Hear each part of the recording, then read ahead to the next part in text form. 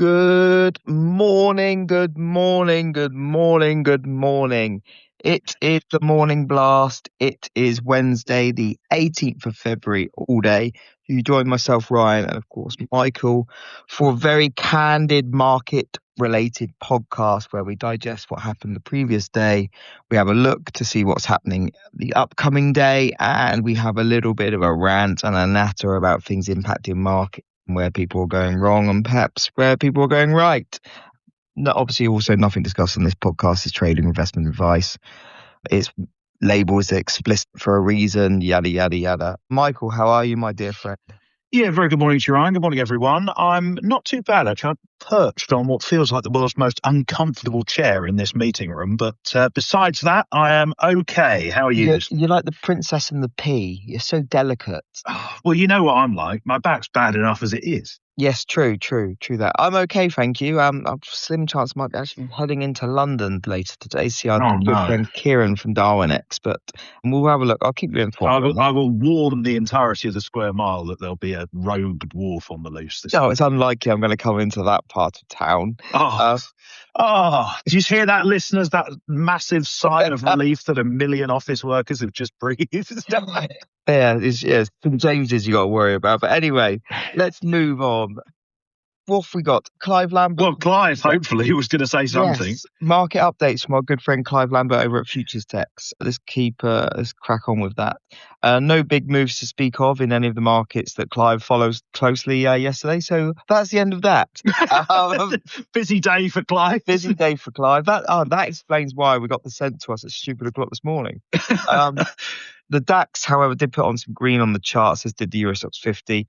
FTSE Futures made a new all-time high with 10,554.5 print after hours. Blue skies above, of course, and of course Labour will take the benefit and take the credit for that.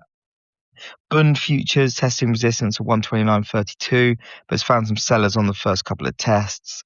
In Forex markets, cable got down to 134.95 yesterday, where we found some buyers. Dollar yen is holding support 152.00 for now. Gold, the yellow metal, and silver bid overnight, so trying to regain yesterday's weakness. On the LME, the London Metal Exchange, zinc found some buyers at 3,253 yesterday. We have 32.39 as a key support, so that's held so far, which could cheer the bulls. Obviously, if you're listening to this back in an hour or two and it hasn't held, I'm sorry. Aluminium is holding an uptrend line on the daily chart of 3,023. I'd like to know Clive's view on copper, because I'm getting a bit nervous it's not going up anymore. It's going grinding sideways. So Clive, if you give me an update on that, I'll be very much appreciative. Brent and WTI crude saw red, but WTI held support at 62.01. On the gains, 63.72 is now resistance. Dutch gas, TTF and NBP, which is the UK benchmark, both posted doji candles yesterday. 31.75.5 is the gap resistance on the March 26 TTF chart. 28.06 is the is the gap down. Lower. EU carbon markets took a day off from a recent selling spree. German baseload power Cal 26 contract that posted a bullish engulfing candle but failed at its Marabouzi resistance of 78.33. So mixed messages there. In the US ag space, soybeans continue to head higher, and the bulls will now be thinking about a retest of 11.69. And that's where we topped out last November. And that's it from Clive. Thank you very much. Well, do you want to do the copper update that he's just sent you, especially on WhatsApp? Let's have a look. Shall I read it out? Quickly. All he said is copper looks similar. No, Clive has said that the LME copper, there's a potential head and shoulders forming with 12,342 being the neckline. So there's no sell signal yet, and the Globex copper chart looks similar. So basically, he's telling me to stay long. No, he's telling me to stay long. There's no sell signal yet, so I'm staying long. Yet. Thanks, man. Thanks. Look, we need to go up to keep paying for this podcast. Well, yeah, you'd better rally then in that case. Right, in terms of yesterday then, as Clive alluded to, it was kind of a choppy day, not really anything by way of gargantuan moves across the board, but plenty of intraday volatility, participants continuing to rotate out of the tech sector and into more cyclical areas of the market, those exposed to the real economy. And as a result, the Nasdaq very, very marginally underperforming its peers on Wall Street. We did see a little bit of pressure in the metals complex as well, but we've unwound a fair chunk of those losses overnight. In terms of catalysts, it was quite a data-heavy day, none of it particularly market-moving. We did have the latest ZEW sentiment surveys out of Germany, where the expectations metric not only missed expectations, but actually fell in February compared to the prior month, printing at 58.3, down for a prior 59.6. Of course, this is worth bearing in mind because basically the entire bull case for the Eurozone this year rests on German fiscal stimulus having a positive effect. And as of yet, 2 months into the year, we don't seem to be seeing much evidence of that. So certainly something to keep on the radar. We also had the weekly ADP employment data.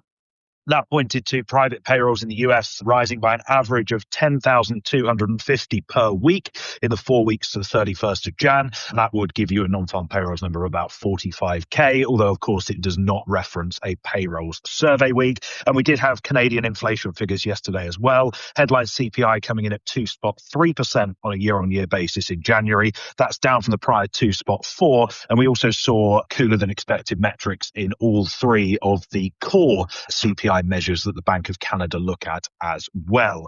We've had a few things out overnight and early this morning too. The Reserve Bank of New Zealand keeping the policy rate steady at 2.25% as expected. Their guidance, though, was a little bit more dovish, not really nodding to anything explicit. There have been some expectation that they would follow the Reserve Bank of Australia and kind of turn a little bit more hawkish. They've not done that. They noted that they will continue to assess incoming data carefully and that they view risks to the outlook as being balanced. So that has posed the Kiwi dollar a few headwinds during the Asia session. But of course, we've also had the latest inflation numbers out of the UK this morning. Headline CPI having risen by 3% on a year-on-year basis in January, bang in line with market expectations. A big step down from the 3.4% that we saw in December and the slowest annual pace of inflation since March of 2025. We also saw a cooling in some of the underlying price metrics as well. Core CPI having risen by 3.1% on the year. That is the slowest pace in September of 2021. And services CPI, that rose by 4.4%, which equals the cycle lows that we printed towards the back end of last year. Very much not much at all in that data to deter the Bank of England either from delivering a March rate cut, particularly after the somewhat disastrous jobs data that we got yesterday, and also not really much in that data to dispel the expectation that we will get back to the 2% inflation target in April. You might be asking, how are we going to get to 2% in 3 months when we're still 100 basis points above it? ING actually put out a very, very good piece on this. If you haven't read it already, do so. It is free to read. The nub of the matter is favourable base effects and a lot of regulated price hikes that basically won't be as big this year as they were last year, plus all of the various energy support measures that were announced in the budget, rail fare freezes, etc. All of that is a pretty chunky disinflationary impulse that the market is going to, or that the economy is going to digest as we move into the spring.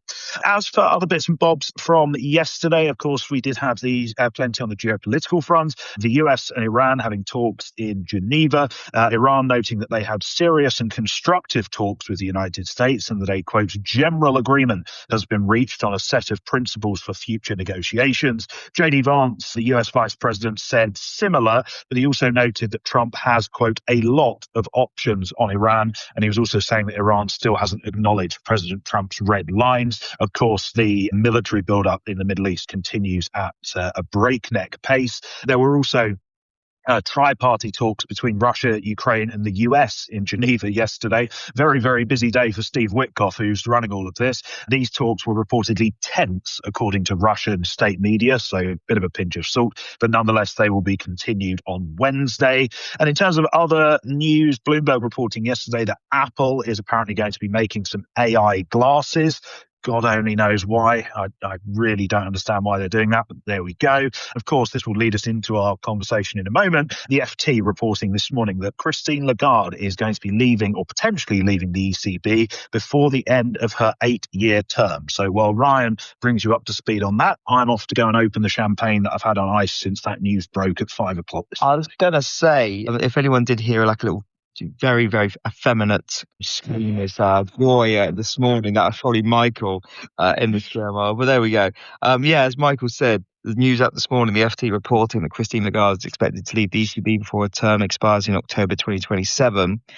The rumours are that she wants out before the French election in April 2027. The idea being is to let Macron and German Chancellor Merz jointly pick her successor while Macron is still in office. Now, the ECB have already come out and pushed back, and we all know we love a good pushback story on this show, with the standard line that Lagarde is, quote, fully focused on her mission and has not taken any decision regarding the end of her term, unquote. That isn't, sorry, just to interrupt you there. That is not a denial, though. No, it's not a denial. But I thought that was quite telling because previously, because these rumours have been doing the rounds for a while, and the last time this did the rounds was when Klaus Schwab, the guy who used to run the World Economic Forum, it turned out he was a bit of a wrong'un and he got ousted. And there were reports that Lagarde was going to take that job.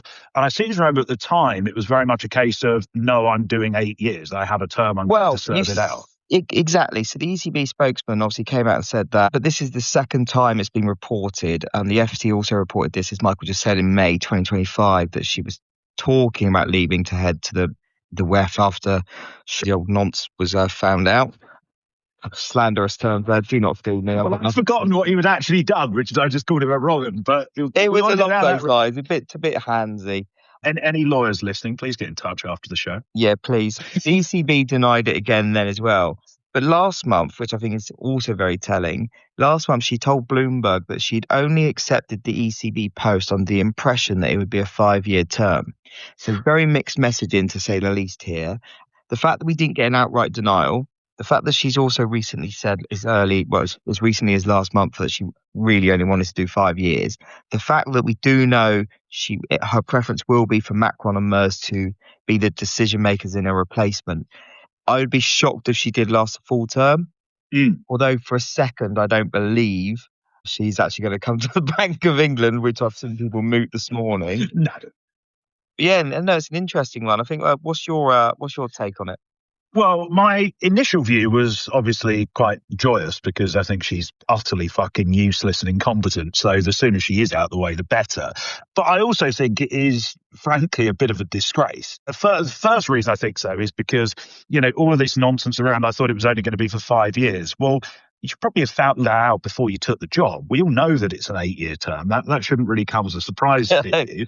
That's when you don't read it. So it's like when you forget to read the contract specs. Yeah, when you're agreeing to terms and conditions that you haven't actually read or whatever it might be. But I think the bigger issue here is the precedent that this will set. And I guess that the EU have kind of ultimately brought this upon themselves by appointing a politician to run the European Central Bank. A convicted criminal. Well, and a convicted criminal. Because, of course, Lagarde used to be French finance minister or whatever she was back in the day. Then she went off to the IMF and then she came back to the ECB. The precedent this sets is very, very worrying in terms of, the resignation, if it was for health reasons or personal reasons or something like that, absolutely fine. Totally understandable. The fact that it is seen, according to these sources that the FT are citing, the fact that it is based almost solely on the fact that Lagarde wants Macron, who is basically her mate and shares common political views, to pick who replaces her in the job, that really doesn't sit right with me.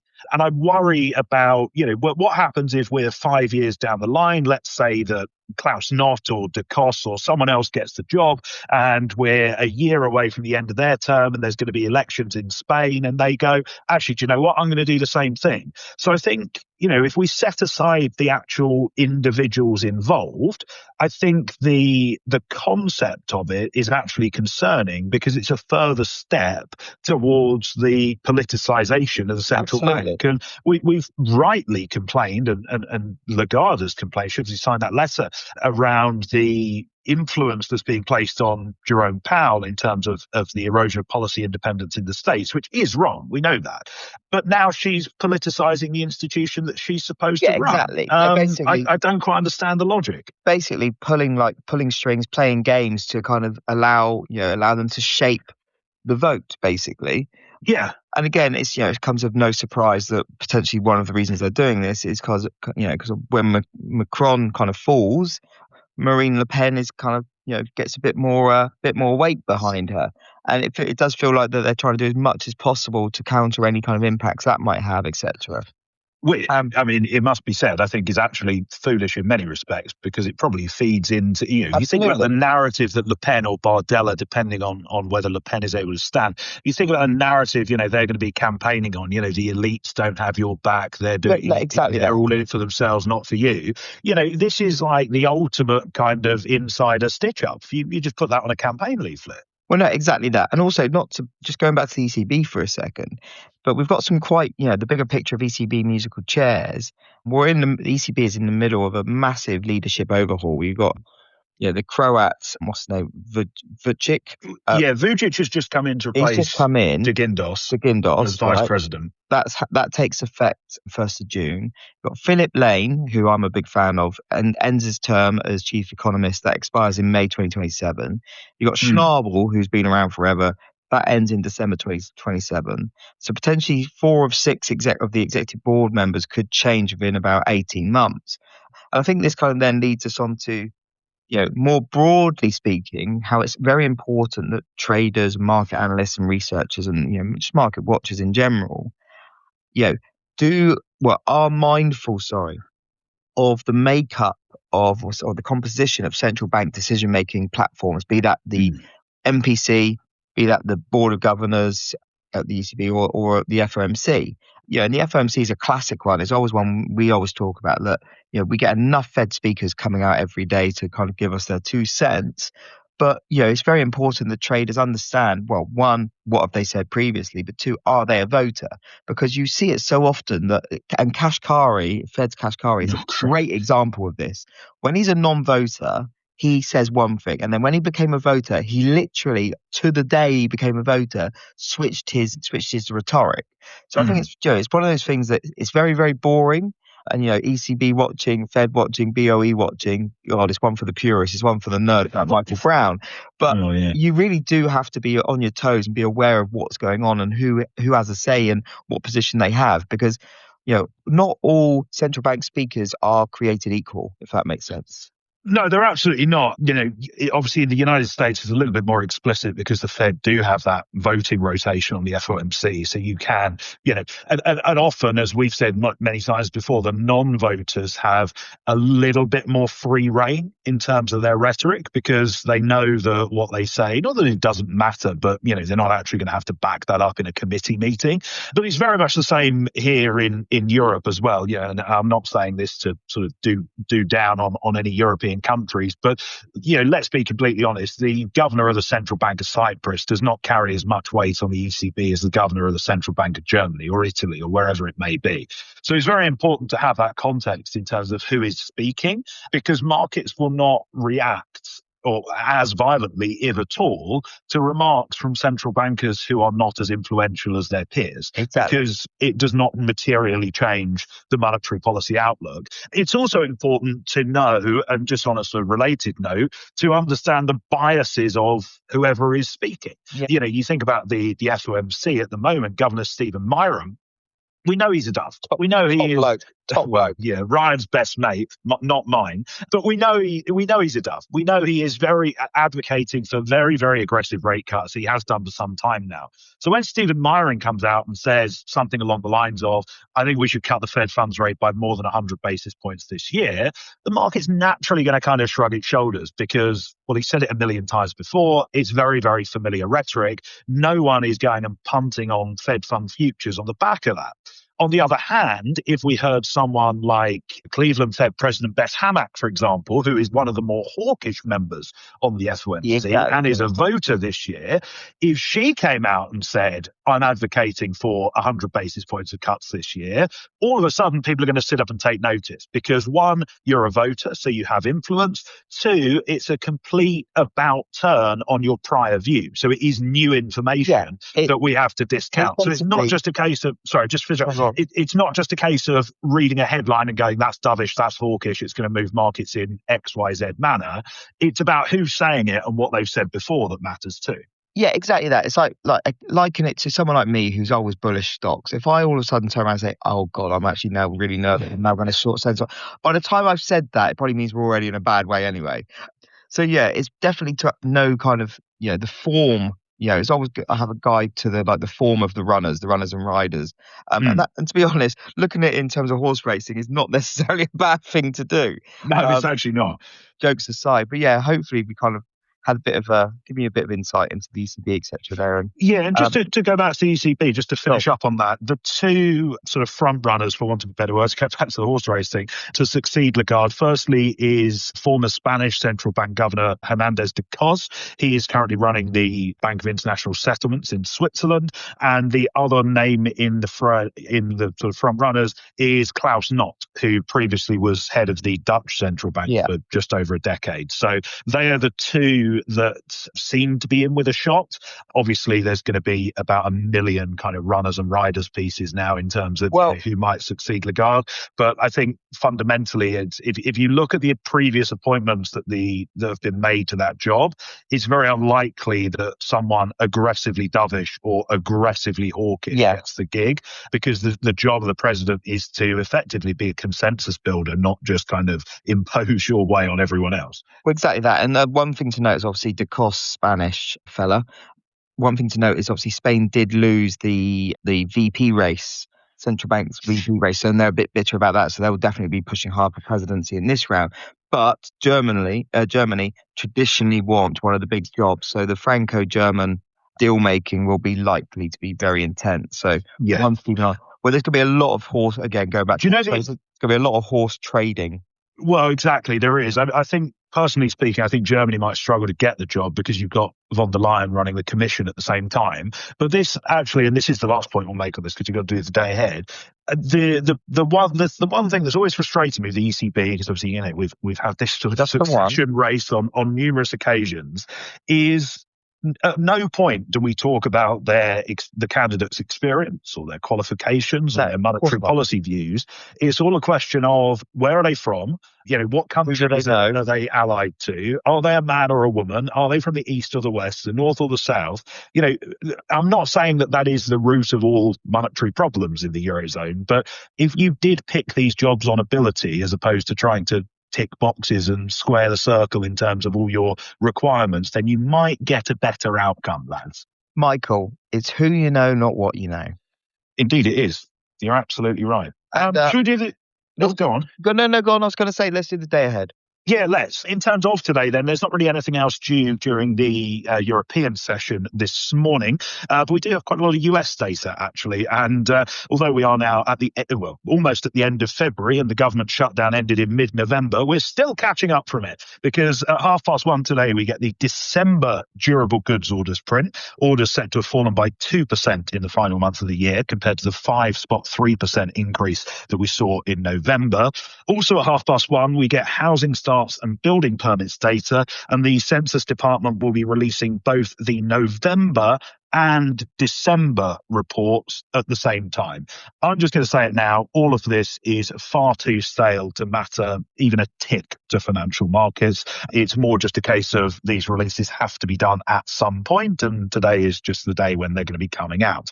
Of much more timely data comes at 2:15. That is the latest industrial production figures. Production seen having risen by 0.4% on the month in January, unchanged from the pace that we saw in December. Also from the US today, we get a 20-year bond auction. That is at 6:00 this evening UK time, 1:00 in the evening on the East Coast. $16 billion being sold off there. As always, do not read too much into the 20-year auctions. It is by far the most unloved segment of the curve, so there's really not much by way of signal that we can extract from that. And last but by no means least today, we also get minutes from the January FOMC meeting. Of course, the committee standing pat at that meeting and adopting more of a wait-and-see approach in terms of policy moving forward. Not sure those minutes are going to be particularly instructive, given that we know that the Fed are on hold for the time being, but nonetheless, it is potentially something worth keeping an eye on.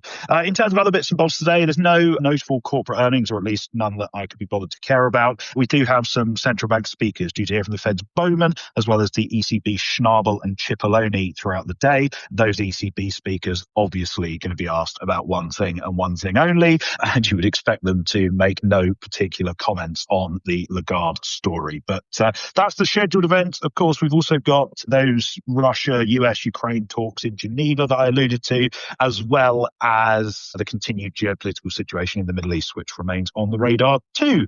But for the time being, that's all from me. And that's it from me. Michael, thank you so much. Listeners, thank you so much as always. Hopefully we put a smile on your face, a bit of value into your day, etc., etc. Whatever you're doing, take care, keep it tight. Hopefully have some profitable days today, well, days this week.